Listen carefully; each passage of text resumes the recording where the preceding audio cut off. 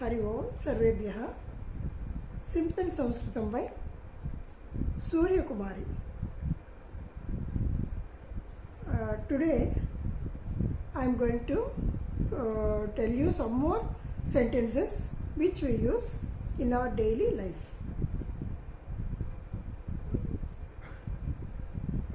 When the children are playing out of the house, then what we say, ask them to come inside and play.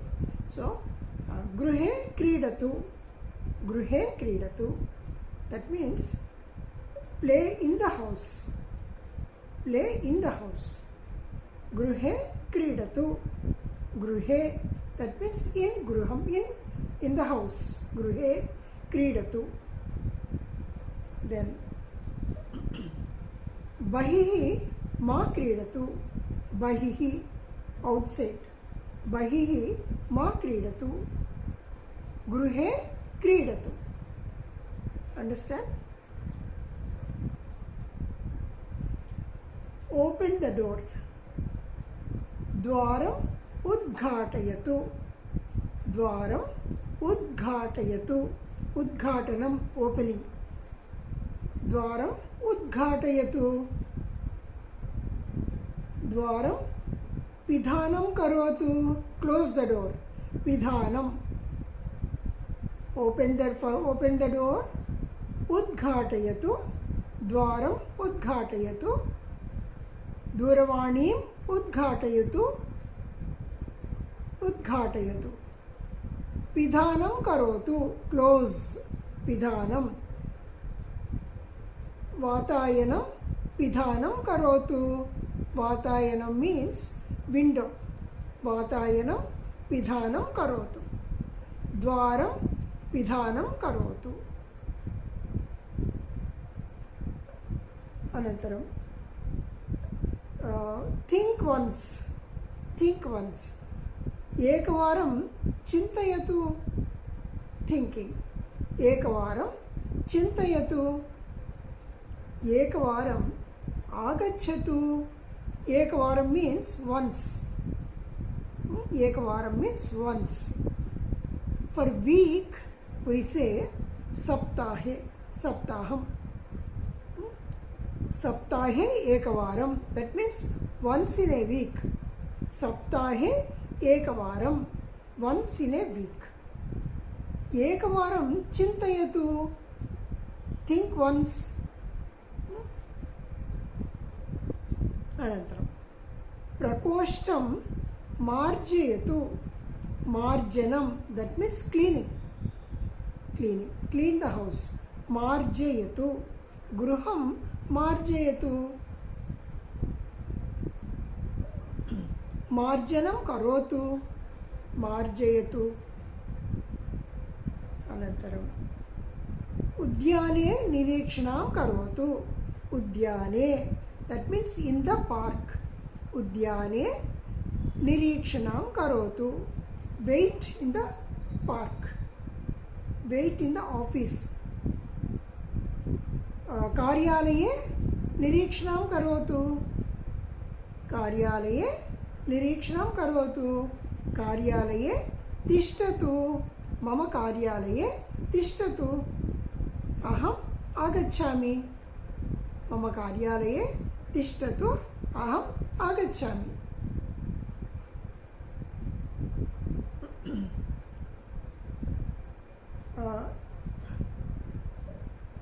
Vehicle, suppose you have a vehicle, so suppose you are driving very fast. शीघ्रं चलति, यानं शीघ्रं चालयति. चलनं नाम movement, चलनं movement. So चालयति. Suppose somebody is driving the car or scooter or anything, if they drive very fast, शीघ्रं मा चालयतु, शीघ्रं मा चालयतु. शनैः चालयतु, शनैः चालयतु. नो चेत् means otherwise, नो चेत् otherwise. You please note these words. नो चेत् means otherwise.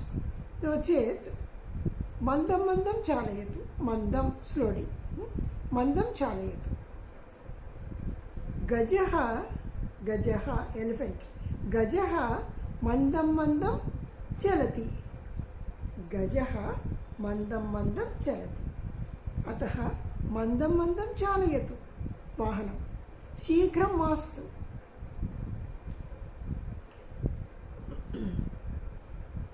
अनन्तरं डैरी लिखतु. डैरी मीन्स् दिनचर्या. दिनचर्या means our daily what we do.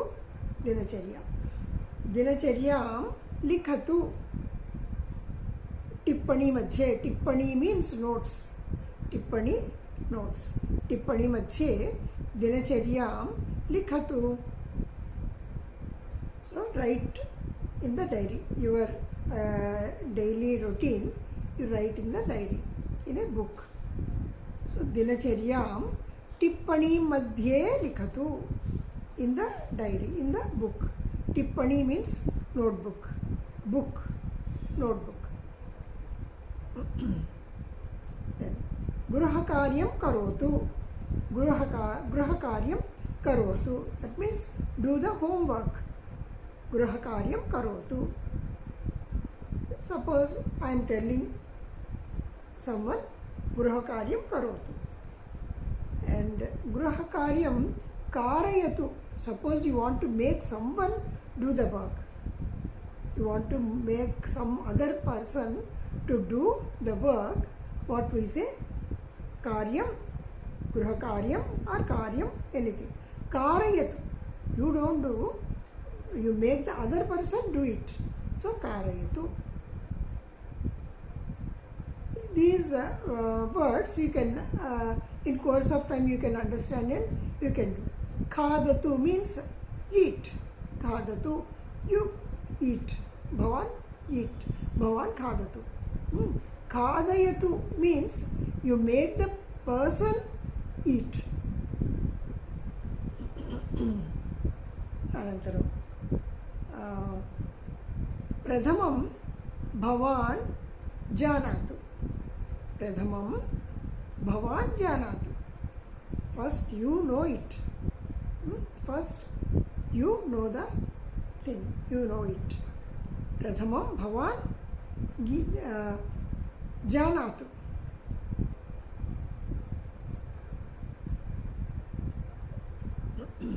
Adhikam Sampadayatu.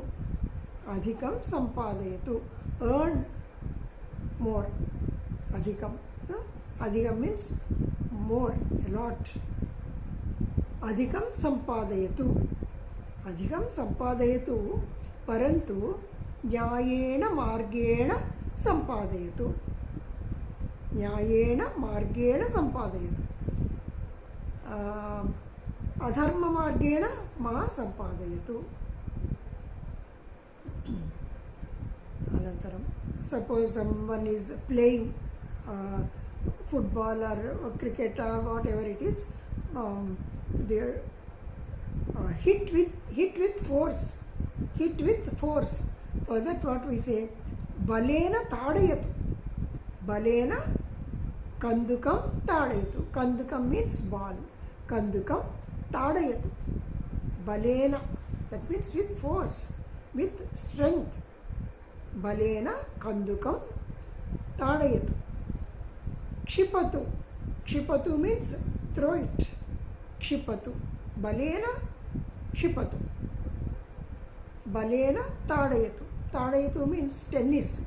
Ball is there. So what we do? That is tadayatu. Beating.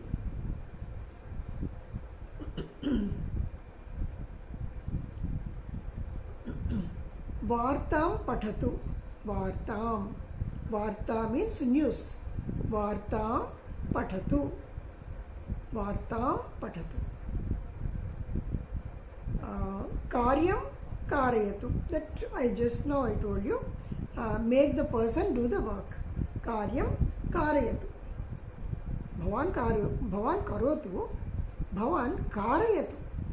Make the other person do it. Uchchaihi ma hasatu. उच्चैः मा हसतु. हसतु नाम laughing. उच्चैः. So don't laugh loudly. उच्चैः मा हसतु.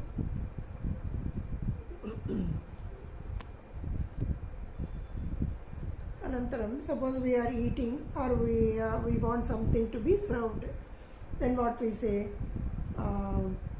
Shakam pariveshayatu. Pariveshanam means serving. Pariveshanam. Shakam, that means curry.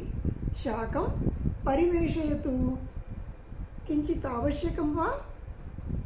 Avashyakam va? Am avashyakam. Pariveshayatu. Serve. Shakam madhuram. Madhuram avashyakam va? Madhuram pariveshayatu. Madhuram pariveshayami. Suppose I am serving, I will serve. Aham pariveshayami. Bhavan pariveshayatu. Bhavati pariveshayatu.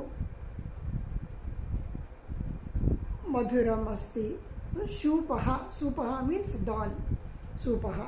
Avalehaha. That is pickle. For pickle, avalehaha. Avalehaha avashyakam. Avalehaha avashyakam. Alayatu. Bring. Alayatu. Avalehaha alayatu. Dadim avashyakam va? Dadhi means curd. Dadim avashyakam va? Kshiram avashyakam va? Pariveshayatu. Serve. These are a few sentences. You please repeatedly go through them and try to make it a habit to speak. At least if no one is there means you yourself speak out sometimes. Okay, then you please subscribe my channel, and if you like it, please like it, and also please share to other people. Then only our Sanskritam will be spread all over. Thank you. Dhanyavadaha. Punarmilamah. Jayatu Bharatam. Jayatu Sanskritam.